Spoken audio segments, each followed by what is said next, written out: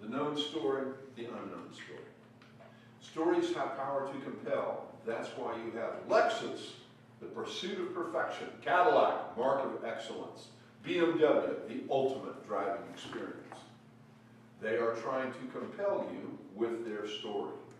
Vote Republican, vote Democrat, buy a Dodge, Ram, guts, glory.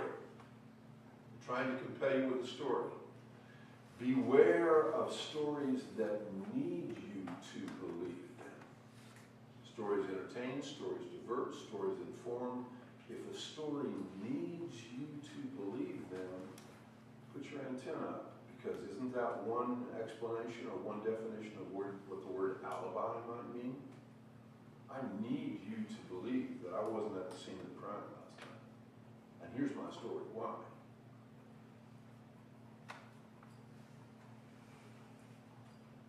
Let's talk about names.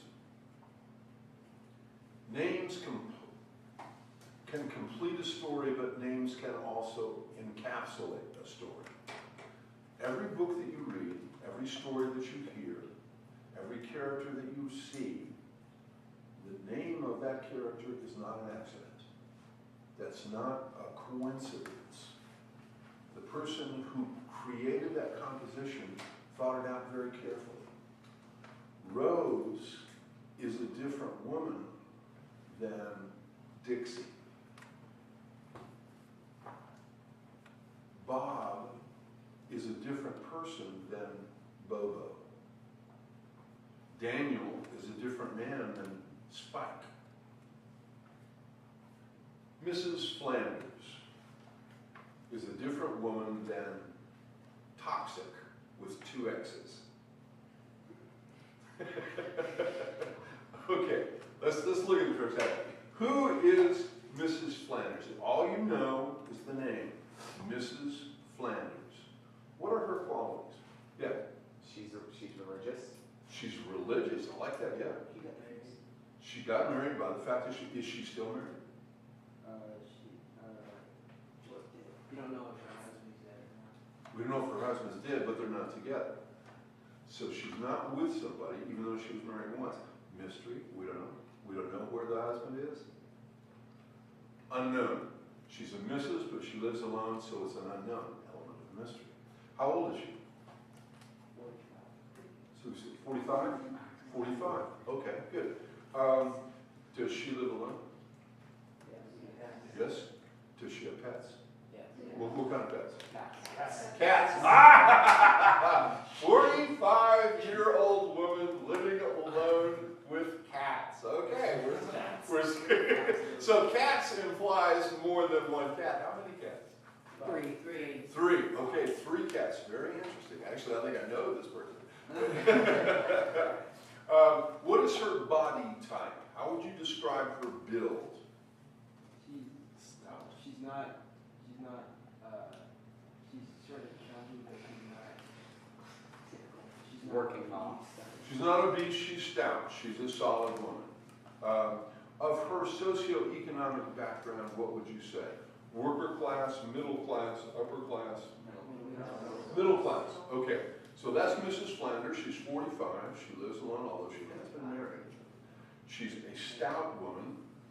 She's middle class, and she has 3 cats. Okay. Now, let's juxtapose her with a character, a woman named Toxic, with 2 X's. Okay. First of all, how old is Toxic? 20. 20. Okay. She's 20. She's young. Either way, 16, 18, 20. She's young. Okay.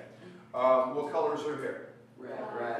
Red. Now, is it normal red or is it chemical red? Chemical. Chemical.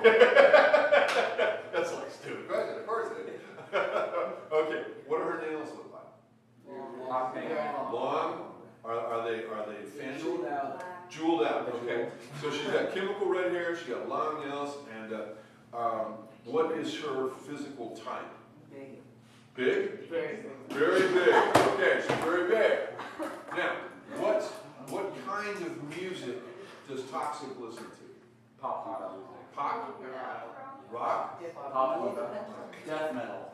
Death metal. That's where I would go. I would go with metal. With a two X's, it's not gonna be polka music. Okay, on the other side of the coin, what does Mrs. Flanders listen to? Country. Country? Classical? Christian rock. Christian rock, too. All right, good. Okay, so we got the hang on how this is played. Okay, let's move on. Tell me who Lionel Winthrop Hastings III is. Say? He's 30. He's 30. Lives in Georgia. Lives in Georgia. Rich. I love Georgia. Rich. I was gonna say British. British. British ancestry. Yeah. Tell you what, guys, I'm going to make him older for a purpose. So instead of him being 30, I want him to be 50. Okay? And I'll show you why as we go along. So he's 50, he's British, he's rich, Lives in Georgia. lives in Georgia, So has a big plot of land. big plot of land, good. Sounds like someone who'd be like involved in politics or something. He has a wife and 3 kids. No, we're not going to get there yet. You're on the right track. You're ahead. You're ahead of it. Yeah, good. Something in politics, implying perhaps established a known power broker, maybe. Yeah. He has a fair number of people that are working on his land. Yeah, that would make sense. Yeah. He was born into wealth. Born into wealth, because he's a third. We have established that. He has a king. And a monarch. He has a cane. And a Oh, beard. good. I can see that. That's a lovely touch. He has a cane. Okay. He has a beard. He has one of those. He has a long beard. Okay. No So pocket. he's got a Seem cane. cleanly Okay, all right, shaven. moving on. Okay, so that's Lionel Winthrop Hastings III. He's 50, he's Southern, he's Georgia, was it? Georgia, he's wealthy, he has a cane. Now, who had the cane point? Who said cane? Okay, does he need the cane or does he like the cane? He likes the cane. Okay, that says a whole bunch right there. He just likes the cane. All right, that's interesting. Because that's not far from a writing crop, you know? Okay. So he is, okay, now tell me about his beautiful wife, Persephone. Yeah. She's younger than that. She's younger than him, yes. So she's not the first Mrs. Winthrop She's Hastings. 25. She's 25, I like that. She's She's a trophy bride. She's from Russia. She's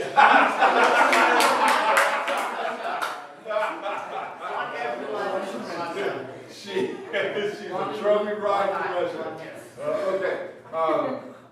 Okay, so we've established this. So she's a second wife, or maybe a third or a fourth. What we know is that she's a trophy bride. Now, if he's 50 and she's 25, okay, so we're starting to get a picture here. Now, tell me about Lionel Winthrop Hastings IV. Yeah. His son that he had with his first wife. Right. He's a bit snotty. He's a bit snotty. He likes toxic. Well, in general, yes. Yeah, okay, good, yeah. Spoiled. He's spoiled, okay. He too was raised with great wealth. And let's make him 21 for He's purposes. so old compared to the new wife. Say again? He's so old compared to the new wife. Yeah, and there's actually not that unusual. Okay, so he's 21. He's been raised with wealth. What body type is he? Very thin. Very thin. She has a very thin. Very thin. Okay. Now let's. So we have this family unit. We're going to put it over here. Let's look at this family unit. Who is Ernie and Sissy Mook? Country bumpkins. Yeah. Country bumpkins. Okay. They live in Georgia too. Georgia too. All right. Oh, they like have a seat. They like are kind of under the law kind of thing. Like, they don't follow the law exactly. Are they like pot growers or something? Moonshiners. I was thinking Moonshine. That's what I was Dude, that's interesting. Moonshine. You know, actually, I'm digressing here for a second. I'm just thinking of But that goes along in Oklahoma. That happens a lot. It started with moonshiners back in the bush, and then that became pot growers back in the bush, and then it's gone on to methamphetamine houses, cooking houses back in the bush. That's a big problem in northeastern Oklahoma. Mr. Aller. Yeah. The reason I came with moonshine is because my granny in Texas made illegal moonshine with the, and her husband was a cop too. Oh yeah, that's another story too. Okay, so Ernie and Sissy Mook live in Georgia. They work the land. They might be running a little still down by the creek. Yeah. They're middle-aged, 50s. Middle-aged, 50s. Good. I like it. Kids. Yeah. Yeah, they have like. Okay. Whoa. I'll get to the kids. Okay. So there's two kids. First, we're going to talk about the boy. Okay. The boy's real name on his birth certificate is Junior Mook. But his friends call him JR. He's known as JR. So tell me about JR Mook. Yeah. He has kids himself. He has kids himself. Okay, good. Yeah. What kind of person is he? He just teaches stand up. He's a good old boy. Yeah. Good dad. Yeah. Probably drinks some. Well, he was raised with a still, so it wouldn't be unusual at all. If anybody's ever been to France, they have 10-year-olds that can drink me under the table with red wine. So if you're raised with it, it doesn't make a difference. Okay, so we got J.R. Mook, who has kids of his own, who's a good, solid, good old country boy, and he might have a jug on the side. Now, tell me about his sister. Here's where it gets fun. Patsy Mook Winthrop Hastings. Oh. Ding! I saw a light bulb go off. Zion Hastings. Okay, tell me about Patsy Mook Winthrop Hastings. Yeah. She's not as nice as her husband is. She's more kind of, she has like a side to her that's kind of sassy almost. Sassy, okay. She's married, of course she's married, but Yeah. she's married before. Yeah. Why did she They don't marry him? have kids. She married him for money. She's a gold digger. Golden. She married for money. Okay. Is she different than Persephone? Yes. No. Yes. How so? No. She's a lot thinner. She's a lot thinner. Okay. No, they both like live off of their husbands. Okay. Yeah. They're the same age. Well, I was just going to get to that. They're going to be really close to the same age. Okay. Now let's look at. I've got one more character to add to our composition, and then we'll talk about interplay and dynamics. Here's a character that we never see, we never hear from this character. This character is only referred to, and referred to by everyone. The character is Lionel Winthrop Hastings III's father, who lives with him, who is only referred to as the judge. Whoa. Tell me about the judge. He's quite old. He's quite old. Okay. Yeah, if he's 50 and his dad's going to be a lot older than that, yeah. Sort of the center head of the whole family. Center head of the whole family. He used to thinks he still is. Like he's all like shouting at everyone all the time. He's from the judge, yeah. He's kind of like a strict guy, kind of a very rigid. Judgmental, going by his name, the standard, yeah. He's in his room. He's in his room. Yeah, okay. He knows more than what you think he knows. Ooh, that's a lovely Philip. That's like the husband we don't know about. There's stuff here that we're unsure of. I like that a lot, yeah. He has bad knee.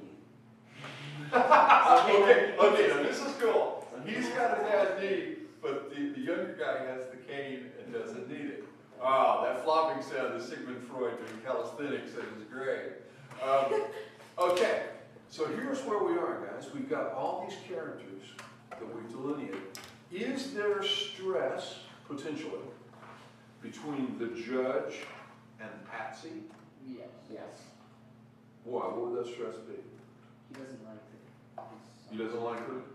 He doesn't like his son to marry some country bumpkin stuff. To be his grandson. Yes. Yes. He didn't like his grandson married some country monkey. He thinks she married for the money. Yeah. Okay. What about the relationship between Patsy and Persephone? Is there stress there? Not as much as the judge. I think they're like competing. Okay, well, competing, that's interesting. Okay, let's look at this. Is there a difference between how the judge feels about Patsy and how the judge feels about Persephone? No. No? Yes. He feels the same way about both of them? He No, likes no, no, Persephone. he likes Persephone more He likes Persephone. Why does he like Persephone more? because she doesn't have the background of. So it's a class thing. Right. Ah, okay, no, that's very interesting. Okay, guys, the point of this whole exercise is, all we have are some names. That's it. There was no other information besides the names. From those names, we drew groupings, and from those groupings, we put relationships, and in those relationships, we find stress. Because what happens in any good story is you compress for stress, and then you relax. And you compress again, and you relax. If you, the best example I can think of is what is it? Indiana Jones? Any Indiana Jones film. It's like an accordion. They stress you, they release you. They stress you, they release you. Then when you get to the end of it, it's called Runaway Freight Train. And that's when the whole thing, the plot takes off, and it is literally a runaway freight train until it's done. And you come out of the film going, it's like a thrill ride. I emotionally got into it, and then it went away. The problem with this, with our vets, is they can't let go. They have the stress, and they can't let go. Whereas when we're looking at a story, we can. How are we doing time on this? We got 3 minutes. 3 minutes, okay. Real quickly, Ernest Hemingway was credited with starting doing the first 6-word novel, catching an entire novel in 6 words. We talked about Red Robin Hum being a really quick story. Now we're trying to get an entire book into 6 words. Ernest Hemingway's version was for sale, baby shoes, never used. And in that is the implication of why. It goes back to why. Mine is long journey to the starting line. That's my 6 words. I think she's going to have an assignment for you guys to work on your own. That's it for today. Thank you very much.